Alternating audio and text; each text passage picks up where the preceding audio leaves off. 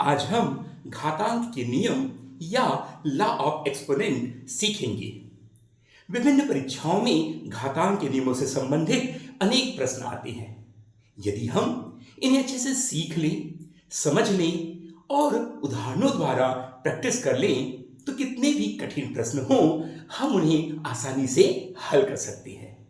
तो चलिए देखते हैं घातांक के नियम क्या हैं, कितने हैं और कैसे इनका अनुप्रयोग किया जाता है। तो शुरू करते हैं घातांक के नियम या लॉ ऑफ एक्सपोनेंट। तो घातांक के नियम, हम अंग्रेजी में घातांक को इंडेक्स या पावर या एक्सपोनेंट कहते हैं, यानी law of index, law of power या लॉ ऑफ एक्सपोनेंट। तो अब पहले हम देखते हैं कि आखिर घातांक होता क्या है, क्योंकि जब तक हम घातांक को नहीं जानेंगे, उनके नियमों के बारे में कैसे पता करेंगे। तो सबसे पहले हम देखते हैं घातांक क्या है। घातांक अकेला नहीं होता, ये डरपोक है। यानी डरपोक नहीं है, फिर भी यह अकेला नहीं होता। जब भी हम घातांक की बात करते हैं, वहां पर एक आधार या बेस का होना जरूरी है। तो मैंने यहां पर आधार में ए लिखा, बेस लिखा। अब जब बेस होगा तो घातांक हो सकता है, तो हम घातांक को लिखते हैं m। तो आप देख सकते हैं यहां पर a की घात m या a का घातांक m या आधार a का घातांक m। तो आप देख सकते हैं कि यहां पर आधार का होना आवश्यक है। यदि आधार होगा तो घातांक हो सकता है। तो यहां आधार a और घातांक m है। अब आप पूछेंगे a और m की प्रकृति कैसी होगी, वो क्या होंगे? चर होंगे या अचर होंगे? कांस्टेंट होंगे या वेरिएबल होंगे?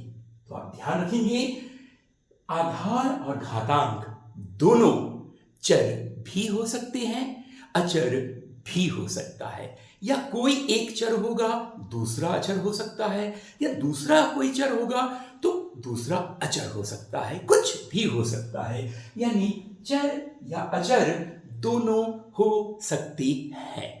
तो आप ये समझ गए कि आधार a है और घातांक m है। मतलब हम जो नियम देख रहे हैं वह आधार के लिए नहीं बल्कि घातांक के लिए देख रहे हैं, इसलिए यह घातांक का नियम होगा।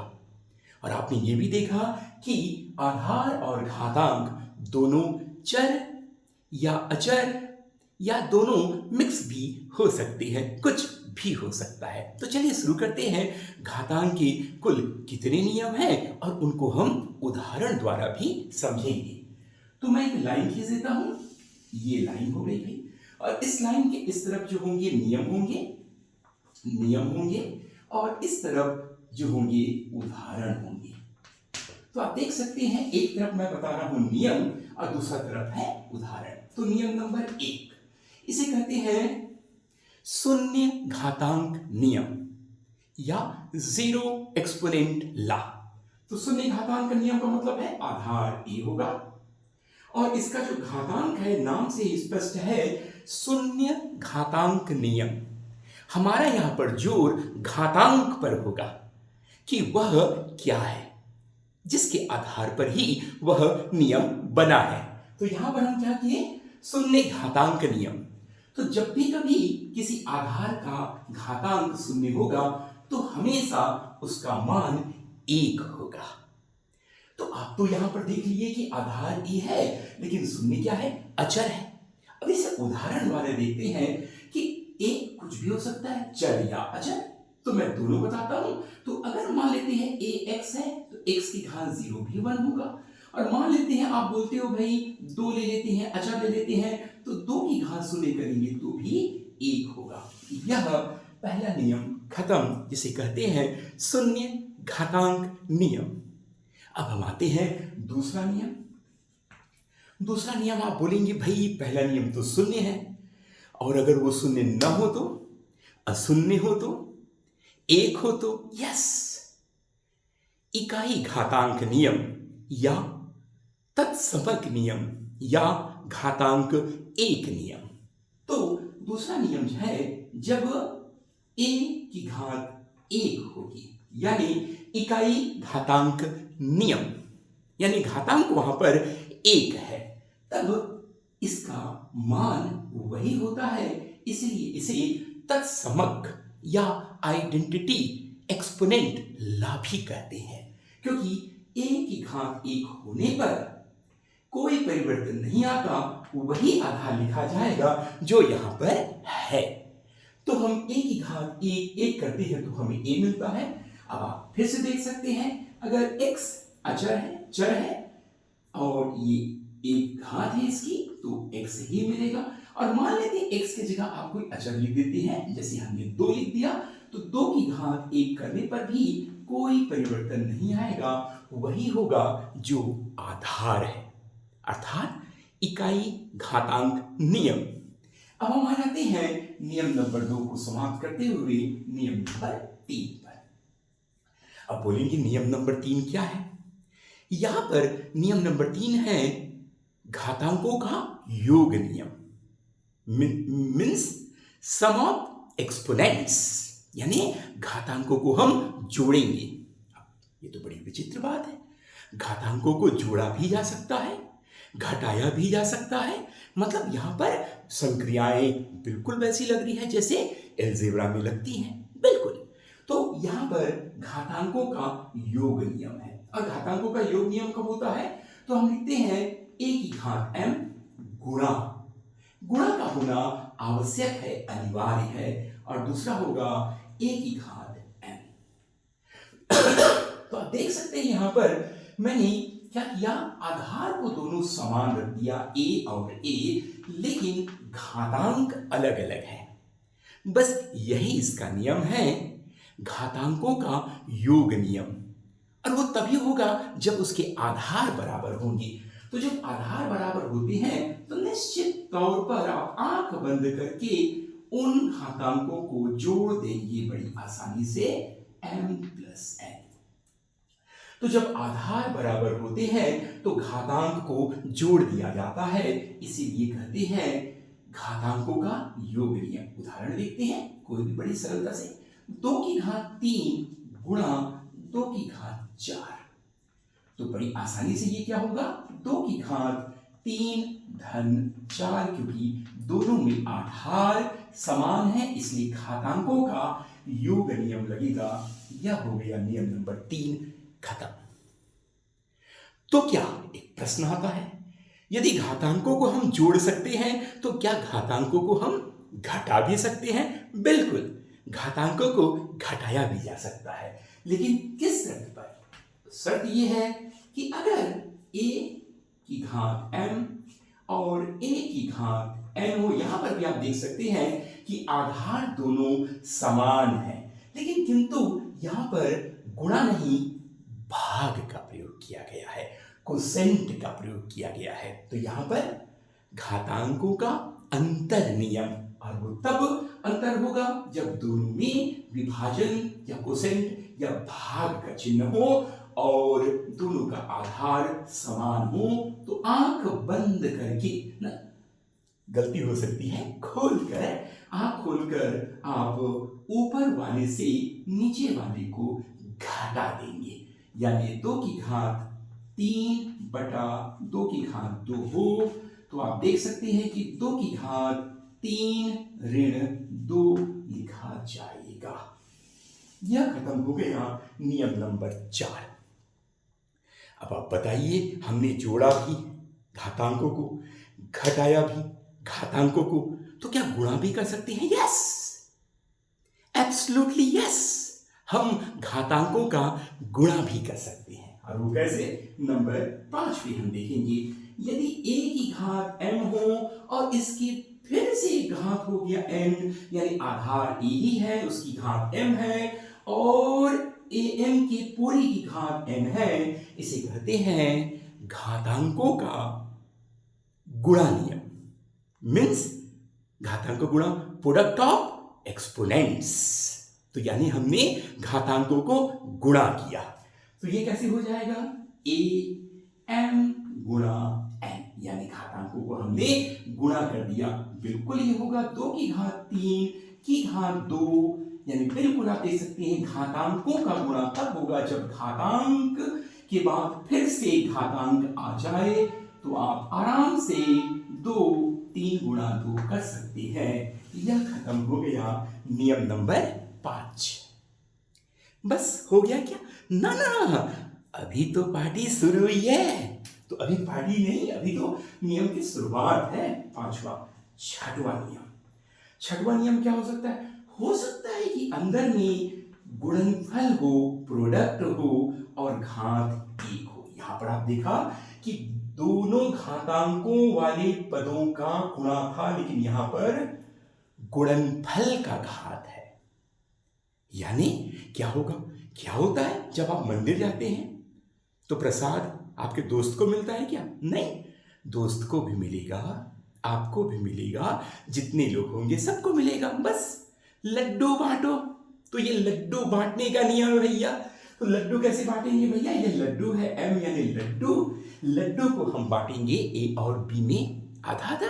अरे दोनों को लड्डू दो भैया, लड्डू की कोई कमी नहीं। लड्डू गोपाल है तो लड्डू की कोई कमी हो ही नहीं सकती।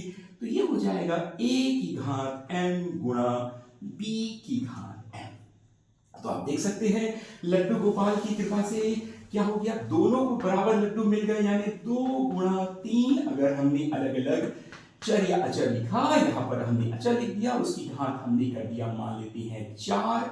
तो ये हो जाएगा 2 की घात 4 गुणा 3 की घात 4। ये हो गया भैया नियम नंबर 6वां, जहां पर हमने क्या किया, गुणनफल का घातांक लिया और दोनों पदों में इक्वली डिस्ट्रीब्यूट कर दिया। m a की घात m गुणा b की घात m, और यहां पर भी 4 और 4 दोनों आधार में आ गए।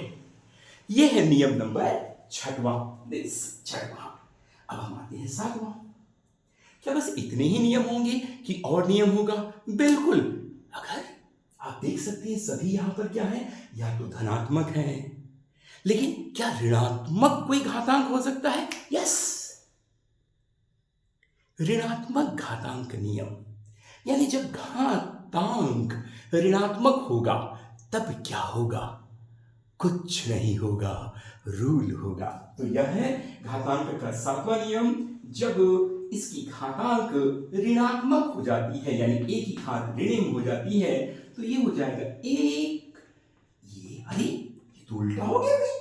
यानी रेसिप्रोकल या व्युत्क्रम जब हो जाए तो ऋण का धन 1 2 का 4, 4 2 का 1, my name is Lakhan, my name is Lakhan.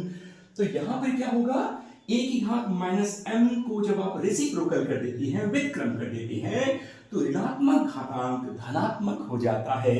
और यदि धनात्मक होगा और रेसिप्रोकल कर देंगे तो बिल्कुल ऋणात्मक हो जाएगा।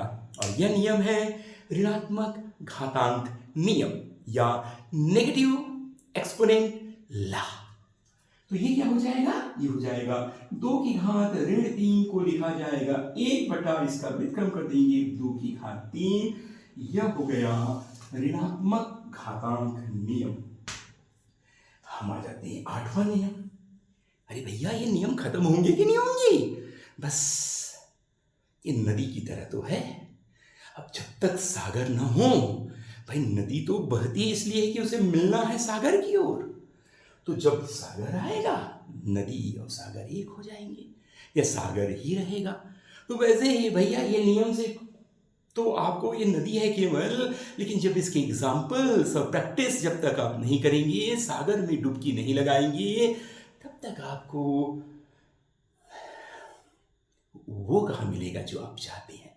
तो इसीलिए नदी के नियमों की तरह, नदी के नियमों के जरिए आपको सागर का आनंद, सागर की शांति और सागर की विशालता को तो पाना है। तो भाई नदी के नियमों से हम सागर की विशालता तक पहुंच पाएंगे। चलिए शुरू करते हैं नियम नंबर 8वां। नियम नंबर 8वां क्या है भाई? कुछ हो सकता है नियम नंबर 8वां? बिल्कुल हो सकता है।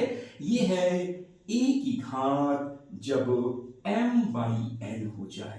अरे वाह, ये तो बड़ा गजब नियम है भाई। अभी तक का नियम भैया 0 था, 1 था, m था, n था, यहां तो दोनों एक साथ आ गए। यानी a यानी आधार m बाई n किस रूप में है? भिन्नात्मक रूप में है, भिन्न रूप में है, फ्रैक्शन फॉर्म है। तो इस नियम को हम क्या कहेंगे? इस नियम को कहेंगे हम भिन्न घातांक नियम, यानी फ्रैक्शन एक्सपोनेंट लॉ या फ्रैक्शनल एक्सपोनेंट लॉ, भिन्न घातांक नियम। तो यहां पर जब घातांक भिन्न हो तो यहां पर करणी या मूल का प्रयोग होता है, मूल चिन्ह का प्रयोग होगा, आधार में ए होगा।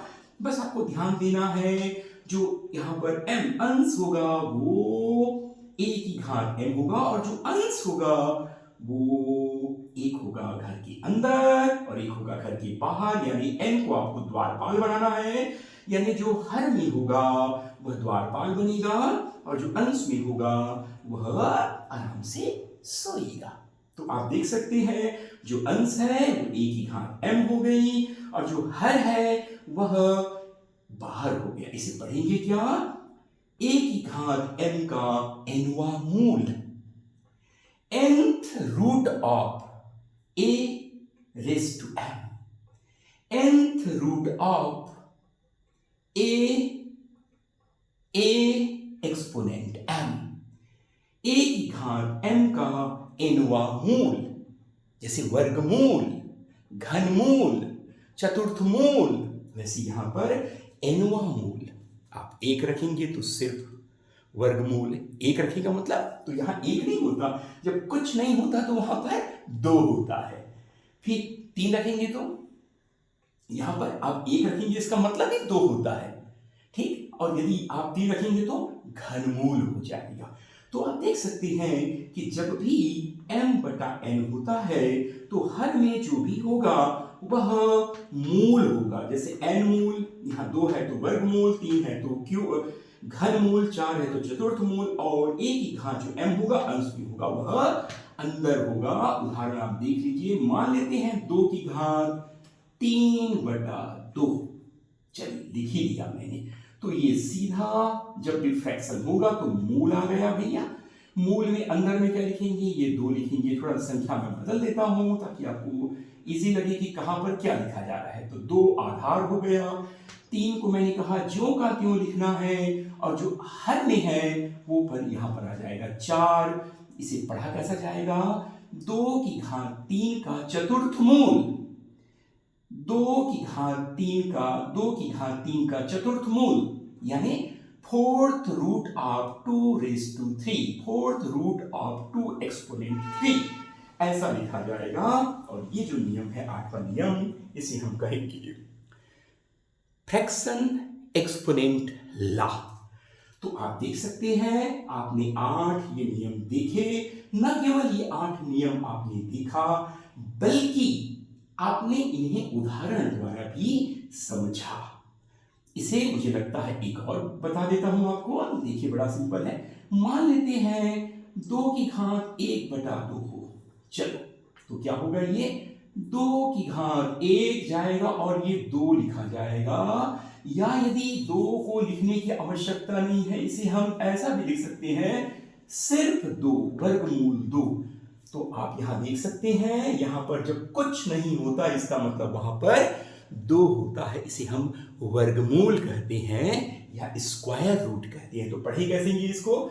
2 की घात 1 बटा 2 यानी 2 एक्सपोनेंट 1/2 को क्या लिखा जाएगा? Square root of 2 raise to 1। आपको मालूम है 2 की घात 1 ही होता है, तो इसको कहेंगे हम स्क्वायर रूट या वर्गमूल, या यहां देख सकते हैं ये वर्ग यानी 2, इसलिए इसे हम वर्गमूल कहते हैं। इसका नाम ही पड़ गया है वर्गमूल। मतलब यहां अगर कुछ ना हो तो हमेशा ये समझ लेना कि वहां पर 2 है। ये भी एक नियम है कि जब यहां पर ऐसा लिखा जाए तो उसको वर्गमूल 2 भी लिखा जाता है।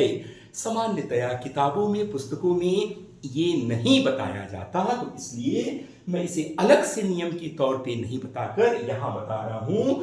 सामान्यतया घात में 1 होती है या घात 1 न रखें तो हम एक मान लेते हैं, पर वर्गमूल में अगर कुछ न हो तो यहाँ पर जो मूल होगा वह 2 से शुरू होता है, 1 से नहीं 2 से।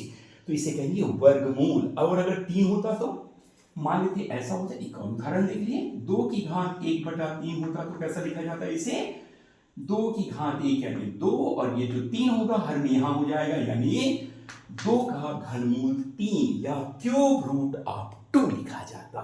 क्योंकि 2 रहता है तो लिखने की आवश्यकता नहीं है, लिखेंगे तो भी चलेगा, लेकिन 3 हो या 2 से ज्यादा हो तो आपको निश्चित तौर पे उसे लिखना होगा।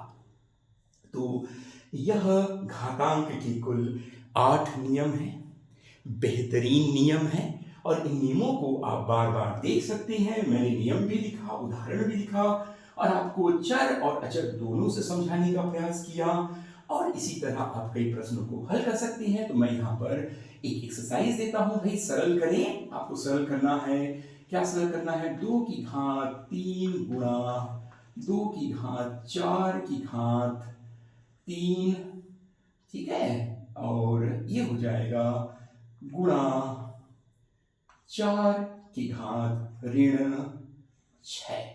ये एक प्रश्न है, आप इसे सरल करें घातांक के नियमों का प्रयोग करते हुए, और निश्चित तौर पर आप इसे सरल तभी कर पाएंगे जब आपको घातांक के नियम मालूम होंगे, तभी आप इन्हें आसानी से हल कर पाएंगे। तो यह हुआ घातांक के नियम और उदाहरण और एक्सरसाइज, और जिससे कि आप अभ्यास कर सकते हैं। Thank you.